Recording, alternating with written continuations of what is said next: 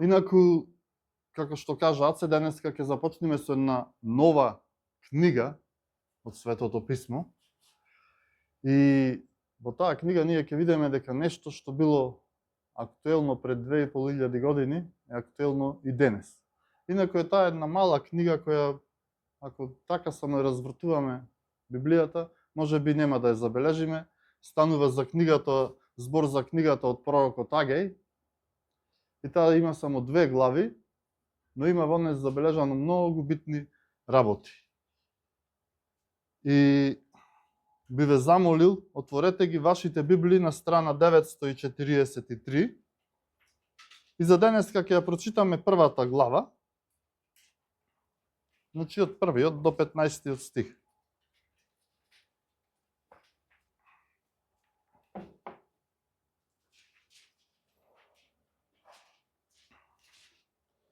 Страна 943.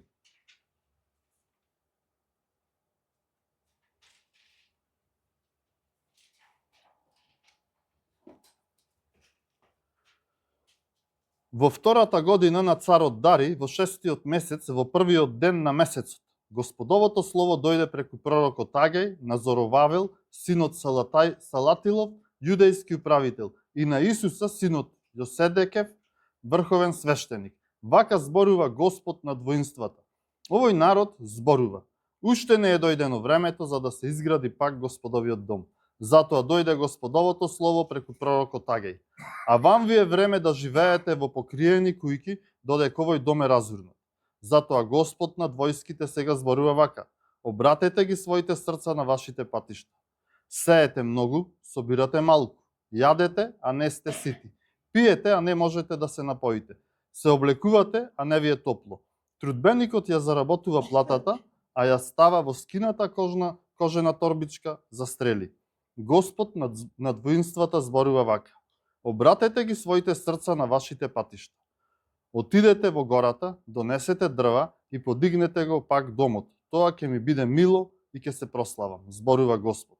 Се надевавте на изобилство, а ете малку е, што ќе донесете дома, јас ќе го дувнам. А зошто? Говори Господ над војските. Затоа што мојот дом е разурнат, додека секој од вас се грижи за својот дом. Затоа небото се заклучи и не дава роса, а земјата не ги подава своите производи. Јас ја повикав сушата на земјата и по горите, на житото и на виното, на маслото и на се што рајга земјата, на луѓето и на добитото, и на секој со мака добиен плод. А Зоровавел, синот Салатилов, и Исус, синот Јоседеков, врховен свештеник, и сиот останат народ ги послушаа гласот на Господа својот Бог и зборовите на пророкот Агеј, како посланик на Бога, и народот се исплаши од Господа. Тогаш Агеј, Господов гласник, пратен од Господа, му рече на народот: Јас сум со вас, говори Господ. Господ го разбуди духот на Зоровавел, синот Салатилов, јудејски управител, и духот на Исуса, синот Јоседеков, врховен свештеник, и духот на сиот останат народ, да тие дојдоа и се зафатија со работа во домот на Господа, над воинствата, својот Бог. Тоа беше во 24-тиот ден на 6-тиот месец во втората година на царот Дари.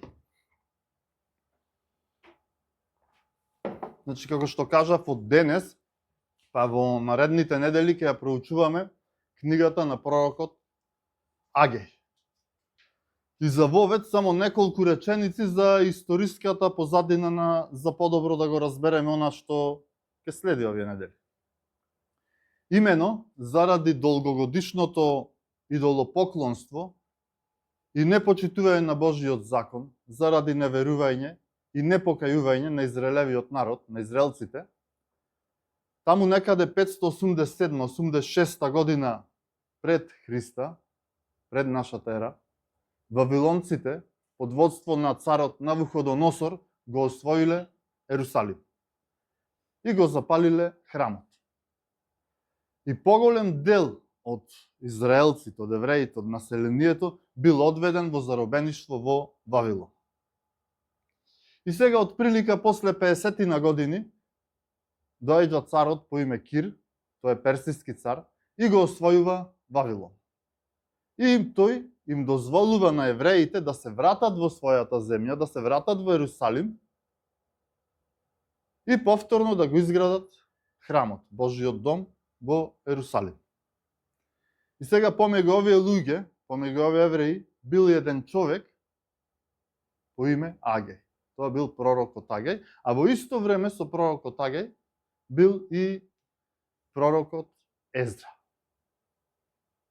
И Агеј во тоа време им пророкува, тоест им укажува на израелците што е она што Бог сака да го прават кога се вратиле од заробеништво. Тоа било некаде 536 година пред Христа. И тогаш кога се вратиле, тие почнале да го градат храмот кој бил запален и разурнат.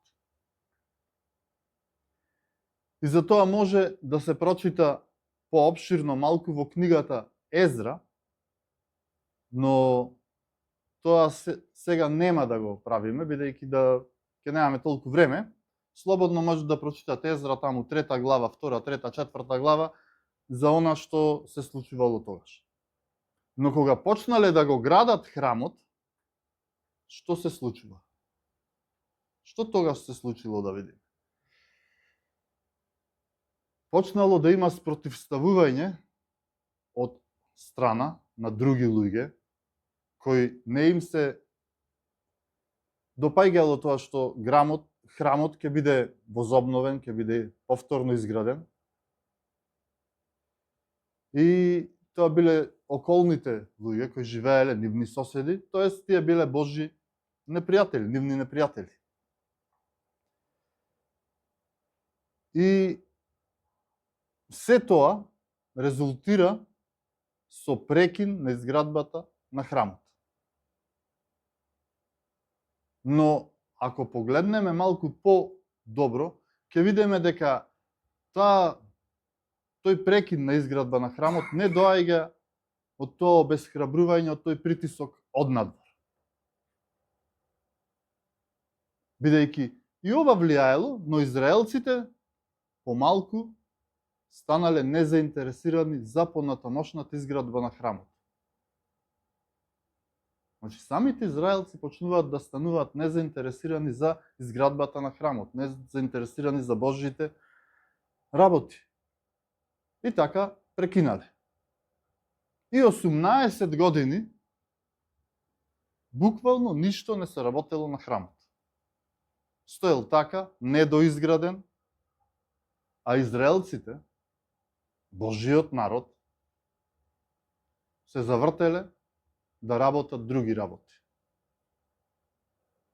Храмот разрушен, недограден, а народот се посветил на изградба на своите кујки, се посветил на своите обврски и на своите животи. Значи, народот ги сменил приоритетите. Не им бил повеќе на прво место Бог и Божјата волја, туку на прво место им бил личниот живот.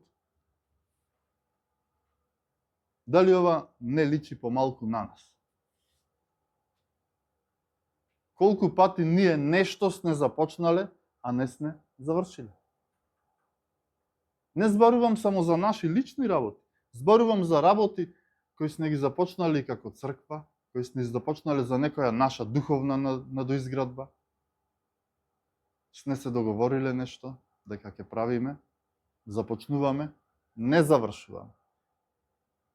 Затоа ви реков, ова е многу слично на нешто што се случува и денес. Почнуваме, а не завршуваме. И ова во тоа време трае 18 години и тогаш Бог го испреча пророкот Агеј да им зборува на израелците. Што е Божјата волја? Да ги опомене што е Божјата волја.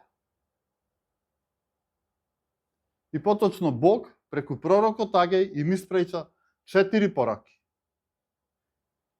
И сите 4 ни се запишани во книгата која го носи името по овој пророк, книга на пророк Агеј, која ние ќе работиме овие 4 недели кои ни следат. Значи секоја порака по една недела ќе работиме.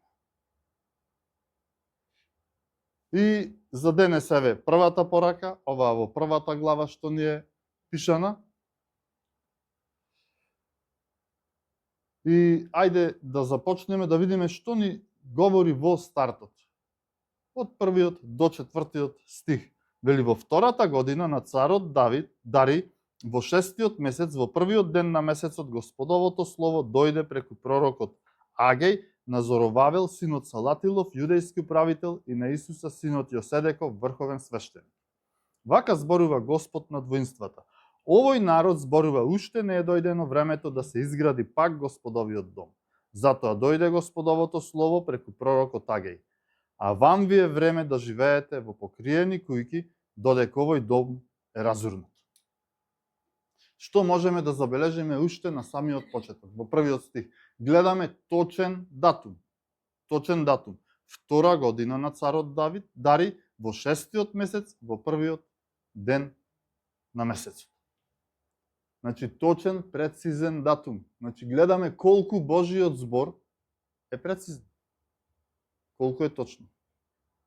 И со тоа, ако ги видиме и списите, ќе видиме дека овој датум е точен. И некој пресметал дека според нашето мерење на времето би било 29. август 520 година пред нашата ера. Овој датум. Значи, Господовото слово тогаш доаѓа преку пророкот Агеј и тој му зборува на Зоровавел, кој бил Давидов потомок од Давидовата лоза и ја носел таа царска линија како Давидов наследник. Исто така, тој бил и цивилен водач на народот. И истовремено ја надгледувал изградбата на храмот. Гледаме каде доаѓа пророштвото. Исто така Агеј, Господовото слово му го соопштува на Исус. Значи, гледам, Исус е било често име тогаш. Оти кога зборувам Исус, сите одма помислуваат на Исус Христос, меѓутоа знаеме за Исус навин евреите доста го користеле ова име, многу популарно било. Значи, Исус кој бил првосвештеник во тоа време. И Господовото слово доаѓа точно кај водачите од тоа време. Точно кај водачите во тоа време. А преку нив и до целиот народ. Во вториот стих Господ ни го цитира народот. Она што зборува народот. Народот вели. Уште не е дојдено времето да се изгради пак Господовиот дом. Значи ова народот го вели. Уште не е дојдено времето. Овде во овој стих го гледаме коренот на проблемот. И главната причина зошто не продолжиле со градбата на храмот. Зошто прекинале. Не дека одстрана некој му зборува. Не дека некој одстрана му зборува. Не е дојдено времето, вели народот. Гледаме дека не бил толку голем проблем тој притисок од страна. Туку главниот проблем, зошто 18 години не го граделе храмот, е тоа што народот бил себичен и незаинтересиран за Бог. Тоа е главен проблем. Што самиот Господ го детектирал и го запишал овде. Тие велеле уште не е време за да се гради храмот. И ако Господ не им проговореше преку Агеј, дали знаете што ќе беше? Никогаш немаше да дојде тоа време. Верувајте дека никогаш немаше да дојде тоа време. Народот бил себичен, не им бил важен Бог, туку нивното богатство, нивниот имот бил важен, нивните кујки. И затоа Бог во почетокот на вториот стих вели вака. Гледајте внимателно. Вели, овој народ зборува. Овој народ зборува, вели. Не вели мојот народ. Не вели мојот. А знаеме дека израелците се негов Божи народ. Овој народ, вели. И секогаш кога народот ќе се оддалечи малку од Бог, кога народот ќе стане себичен и преокупиран со себе си, а Бог повеќе не им е важен, Бог тогаш вели овој народ. Оној народ, тој народ, а не вели мојот народ. Сите добро ја знаеме и Господовата изјава преку пророкот Исаија, кај што вели овој народ ме почитува со устните, а нивното срце е далеко од мене. Исаија 29:13. А овој народ вели. Овој народ. А Господ Исус истото го цитира во Евангелието по Матеј 15:8 и по Марко 7:6. Значи, овие луѓе го занемариле Бог и се посветиле на себе си. Јас. А не Бог. Или со зборовите на апостол Павле, ако го искажиме ова, сите го бараат своето, а не она што е на Христа Исуса. Сите го бараат своето, а не она што е на Христа Исуса. Филипијаните 2:21. Сега замислете ги тие луѓе, секој почнал да ја спрема и да ја гради својата куќа, секој си нашол некоја своја работа, сите си нашли и други споредни работи, си купиле ниви, си купиле волови. И што мислите? Како живееле тогаш, кога толку многу се труделе за себе си? Значи работат луѓето, не седат. Работат за себе си. Што мислите? Дали уживале? Дали просперирале? Дали имале? Хајде да видиме што ни пишува Словото преку Агеј од 5 до 8 стих. Затоа Господ над војските сега зборува вака: обратете ги своите срца на вашите патишта. Сеете многу, собирате малку, јадете, а не сте сити, пиете, а не можете да се напоите, се облекувате, а не ви е топло. Трудбеникот ја заработува платата, ја става во скината кожена торбичка за стрели. Господ над воинствата зборува вака: обратете ги своите срца на вашите патишта. Отидете во гората, донесете дрва и подигнете го домот. Тоа ќе ми биде мило и ќе се прославам, зборува Господ. Многу интересно. Многу интересно е. Луѓето толку многу се посветиле на своите животи. 18 години. Работеле само за себе, а на крај резултатот е што? Ништо. Јадете, нема да се наситите, пиете, нема да се напоите. Земате плата, ама ја клавате во скинато кесе. Нема, ништо, резултатот е. Резултатот е ништо. Нивната себичност и незаинтересираност за Божиот дом ги довела до тоа. Баш тоа ги довело до тоа. И што вели Бог во 6 стих? Сеете многу, собирате малку, јадете, а не сте сити, пиете, а не можете да се напоите, се облекувате, а не ви е топло. Трудбеникот ја заработува платата, ја става во скината кожена торбичка за стрели. Значи, се им пропаѓало. Бидејќи го барале своето царство, наместо да го барале Божиото царство и неговата праведност, и се ќе им се додадело. Се ќе им се додадело. Така вели Господ Исус, Матеј 6:33. Тие вложиле максимален труд. Немој да мислиме дека тие не работеле. Максимално се вложувале. Ама во своите животи. Граделе, сееле, јаделе, пиеле, работеле. И сватиле дека се ова е ништо. Се ова е суета. Како што вели мудриот Соломон. Се е суета. Што бил проблемот овде? Што се случувало? Што е она што Господ најмногу го повредило од ова? Кој е проблемот? Што е тоа? Дали е тоа само што храмот не бил изграден?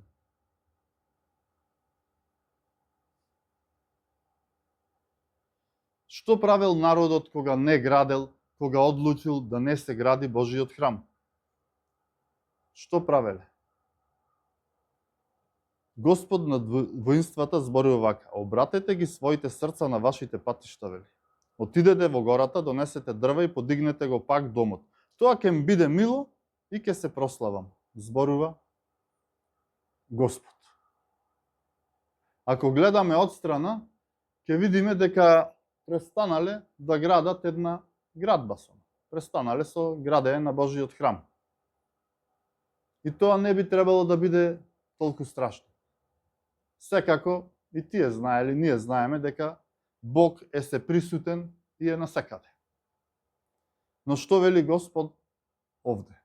Ако го изградат храмот, тоа ќе му биде мило и тој ќе се прослави. Сега гледаме што е проблем. Божијата слава. Бидејќи целта на секој човек е преку него Бог да се прослави. Целта е на се она ние што го работиме, Бог да се прослави. Бог вели ќе ми биде мило и јас ќе се прославам. Сега гледаме што е проблем. Божијата слава. Веројатно, додека израелците биле во заробеништво, во тој нивни предел, околу Ерусалим, израснали многу дрва и тогаш немало кој да ги сече. И сега тие наместо тие дрва да ги сечат и да го градат храмот, тие сигурно граделе нивните домови, за нивната работа ги користеле, за нивните кујки. Но Господ вели, со тие исти дрва, направете го и храмот. И со тоа ќе се прославам. Значи има дрва, одете, берете, јас сум ви дал. Значи не е проблем во неградењето, проблемот е многу подлабок, како што гледаме овде. Проблемот е во срцето на човек. Дали преку нашето срце Бог ќе се прослави? Не сакаат на Бог да му дадат слава и чест. Луѓето не сакаат да го прослават Бог. А што представува храмот? Ајде малку тоа да го разгледаме. Кога размислуваме за тоа и кога читаме во Словото, храмот знаеме дека ја представува Божијата присутност меѓу својот народ. Тоа е основната функција на храмот од Словото. Прво бил шаторот на средбата, потоа првиот храм, па вториот храм. И тогаш доаѓа Господ Исус Христос и рекол, моето тело е храмот. И секогаш улогата на храмот била Бог да биде во центарот на својот народ. Во центарот на својот народ да биде Бог. Таја била улогата на храмот. Да биде меѓу својот народ. Значи храмот е представува Божијата присутност, Божијата слава помеѓу народот. Храмот, иако Бог е се присутен и го има насекаде во секој момент, иако е тоа така, храмот го представува самиот центар на неговото присуство меѓу својот народ. Посебно таму и никаде повеќе. Така размислува народ. Но тогаш народот не е заинтересиран за Божијата присутност и Божијата слава помеѓу нив. Зборувам за израелците од тоа време. И дали гледаме колку е ова опасно и колку е ова страшно. Кога народот, кој се нарекува Божи народ, не е заинтересиран за Божијата присутност. Меѓу тој народ, меѓу својот народ. И кога народот не е заинтересиран, тогаш Бог вели, како рековме, овој народ, тој народ, а не мојот народ. Но Бог е милостив и трпелив и не го остава така народот.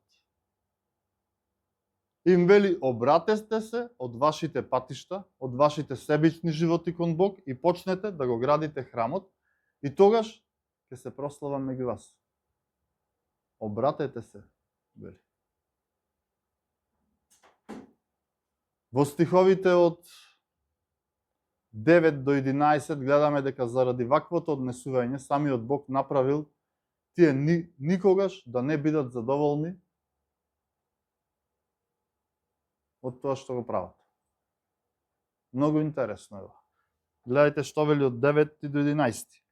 Се надевате на изобилство, а ете малку е. Што ќе донесете дома, јас ќе го дувнам, а зошто говори Господ над војските? Затоа што мојот дом е разурнат, додека секој од вас се грижи за својот дом. Затоа небото се заклучи и не дава роса, а земјата не ги подава своите производи. Јас ја повикав сушата на земјата и по горите, на житото и на виното, на маслото и на се што рајга земјата, на луѓето и на добитокот и на секој со маки добиен плод. Гледаме што се случува заради непослушноста на Божиот народ. самиот Бог направил никогаш да не бидат задоволни. Тие мислеле дека во прашање се временски непогоди, а тогаш Господ вели, јас направив, јас донесов суша. Така Бог вели. Така вели Бог. И дали ова не е нешто што се случува денес, па се смени климата, па имаме суша, па затоа немаме, па затоа ова, затоа она. Дали ние треба да се обратиме на нашите патишта, да ги обратиме нашите срца кон Бог? Ова е нешто слично. Денеска често слушаме ние дека имаме ова, имаме она. А зошто е така? Одговорот е овде, 9 стих вели: се надевате на изобилство, ете малку е што ќе донесете дома, јас ќе го дувнам. А зошто? Говори Господ на војските. Еве го одговорот. Затоа што мојот дом е разурнат додека секој од вас се грижи за својот дом. Народот го запоставил Бог, не сакал да се прослави Бог, да го прослави Бог. Биле себични и се грижеле за нивниот живот, за нивниот просперитет. И како резултат на тоа, дошло до тоа што никогаш да не бидат задоволни. И никогаш немале, иако работеле. И кога би ги зеле овие принципи за нас денес, како христијани, што би рекле за нас денес? Прво прашање. Каде денес се наоѓа Божјата се присутност? Тоа мора да го расчистиме. Бог се уште е се присутен, но каде специјално се наоѓа Божјата присутност на земјата денес? Каде? Во црквата, но не во градбата, туку во верниците. Црквата, Божиот народ е Божји храм денес. Еве што вели апостол Павле, обраќајќи им се на верните во Коринт. Прво послание до Коринтијаните, 3 глава, 16 стих, и Павле вели вака: но кога Израел се обрати кон Бог... Чекај, ова е второ Коринтијаните, се извинувам. Прво Коринтијаните, 3 глава, 16 стих. Не знаете ли дека сте Божји храм и дека Божјиот дух живее во вас? Не знаете ли дека сте Божји храм и дека Божјиот дух живее во вас? И да видиме во Ефесијаните, 2 глава,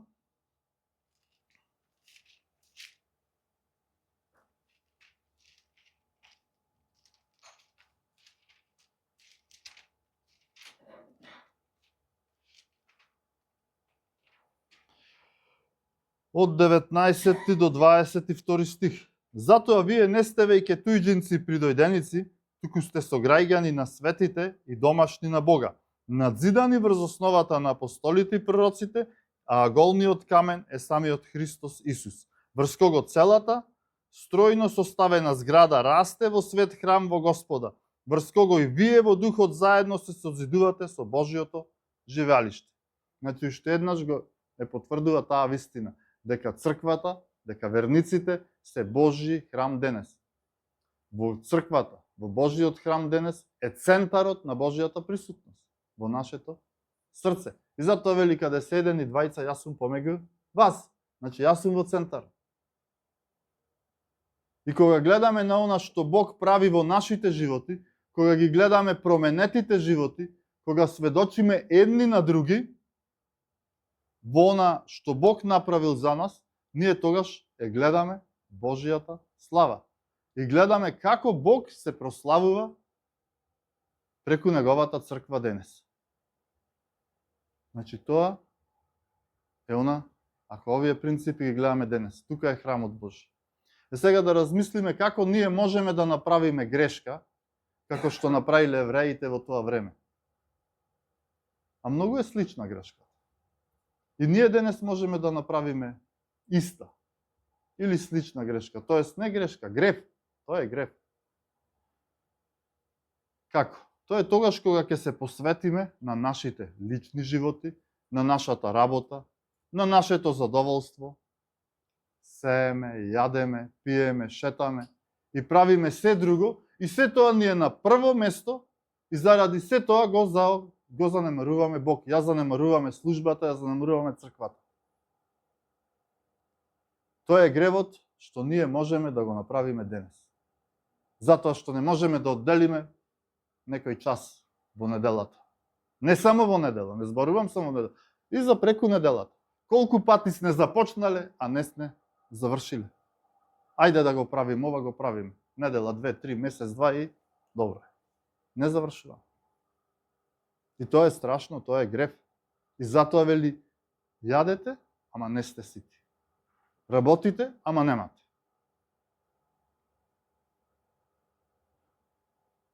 Значи, тоа е тоа.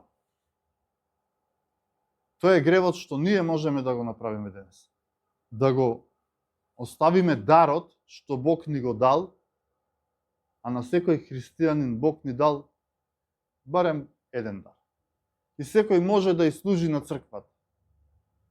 А не како оној човек во параболата со талантите, оној кој имаш еден талант што го закопа, и знаеме како заврши, беше многу биен. Така можеме да паднеме во грев и така да сгрешиме. Наместо да се посветиме на Бог, на црквата, ние да се посветиме на нашиот живот. И да си градиме наше царство. Нас да не биде угодно. И што тогаш се случува кога ќе направиме такво нешто? Дали ќе имаме повеќе? Дали ќе просперираме? Дали повеќе уживаме? Дали се ни е подобро? Баш спротивно. Ако ова го правиме, драги мои, баш спротивно. Не би сакал на некој да му се случи ова, на никого од нас. Но тоа се гледа во нашиот живот, ако се случи. Се гледа во практичен смисол. Ако си градиме наше царство, работата, јадење, пиење, шетање, ние во прв план. А Божиото царство го оставаме на страна, во втор план. Значи, Бог ни е во втор план, тогаш целиот наш живот ќе биде под некој притисок. Секогаш нешто ќе ни фали, никогаш нема да бидеме задоволни, секогаш ќе бидеме немирни, уморни, фрустрирани. Не му го посакувам ова на никој, но тоа е така и го има. На својот народ му зборува Бог, овој народ, точно заради ова. И она што го гледаме овде, гледаме дека Бог држи се под контрола, се во свој раце, како што реков, јас прајкам суша, јас ке дувнам и немате, ако носите. Бог држи се во свој раце, а ние тоа го забораваме. Ние мислиме дека нашите секојдневни потреби зависат од не знам што, како што кажав, зависат од временските непогоди, па вакво е времето такво, а впрочем Бог го дава тоа. Се тоа Господ го контролира. И храната, и парите, и работата, и се држи под контрола и во свој раце. И ако се истрошиме за Господ, за Неговото царство, за црквата, ако се трошиме во службата, никогаш нема да бидеме незадоволни. Не зборувам јас дека служба во црквата е само да се проповеда. Се е служба во црквата. И нашето присуство во црквата е служба. Со тоа го прославуваме Бог. Службата е да го прославиме Бога. Секој со својот дар.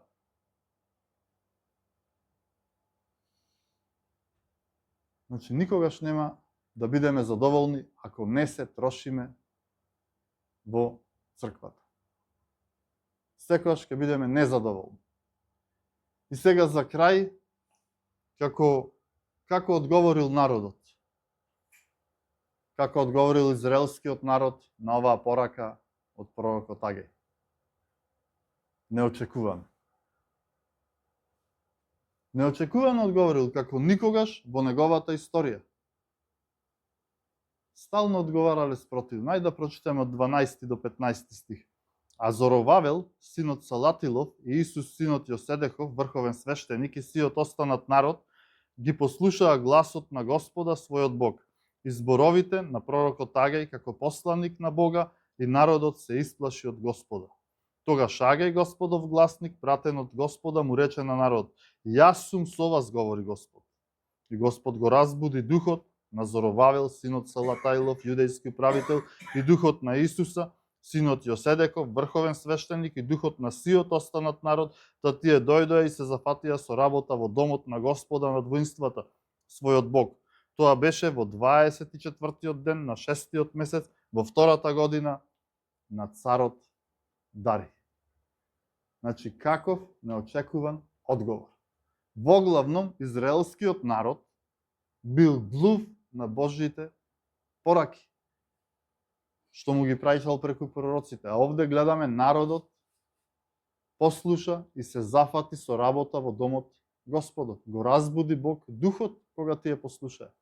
Веројатно Агеј, додека пророкувал, размислувал дека ќе помине исто како и неговите предходници, како останатите пророци пред него, како Исаија, Еремија и ред други.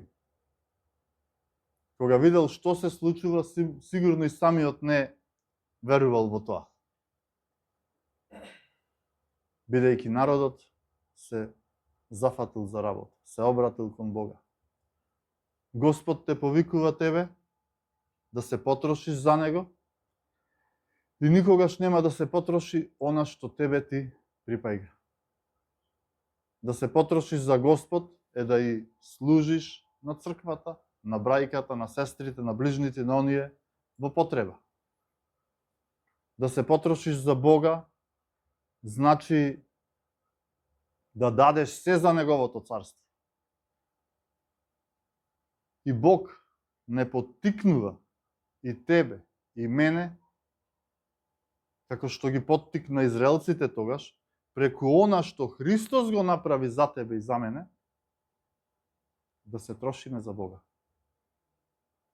И дали ни е потребна поголема мотивација од тоа кога гледам дека мојот Господ Исус дал се за мене и за сите нас. Го даде својот живот. Зошто би ми било тогаш тешко да дадам се за вас и за Бог? Нема поголема мотивација од Исусовата смрт на крстот за нашите гребови преку тоа дело што Бог го направи.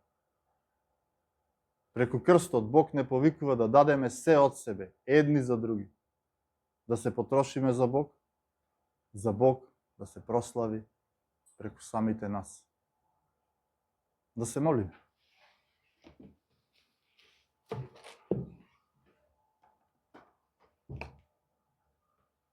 Татко Небесен, Семојкен Господе, Господе над воинствата, ти благодариме за ова слово што ни го даваш. Ова слово што го даваш преку устата на пророкот Агеј.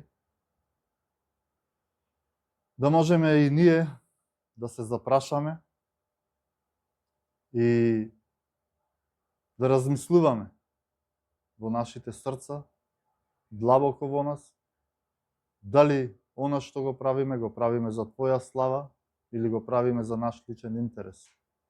Ти благодариме за словото што ни го даваш, што ни го испраќаш. Ти благодариме и за се што правиш за нас, за сите добри дела во нас, Господе, за спасението што си ни го дал. И те молиме, Господе, за прошка, бараме милост од Тебе, за сите наши грешки, и ако сме се одделиле од Тебе, и ако сме ги гледале нашите лични интереси, Ти, Господе, пробуди го духот во нас, како што тогаш го пробуди во израелците, да се вратиме кон Тебе и да ги довршуваме работите кои ги започнуваме, Господе. Те молам, благослови го Твоето слово, благослови и оваа заедница, дај да расте и духовно, ако е Твоја волја и умножија, додај уште некоја спасена душа, Господе. Благослови ги службите на секаде денес каде што се проповеда Твоето слово. Благослови ги овој град, благослови ги властите, Господе, дај му да носат одлуки по Твоја мудрост, кои ќе бидат добри за сите нас, Господе, за да имаме еден мирен, спокоен и богоугоден живот. и да пребиваме во Тебе, Господи. Во името на Исуса Христа се молиме. Амин.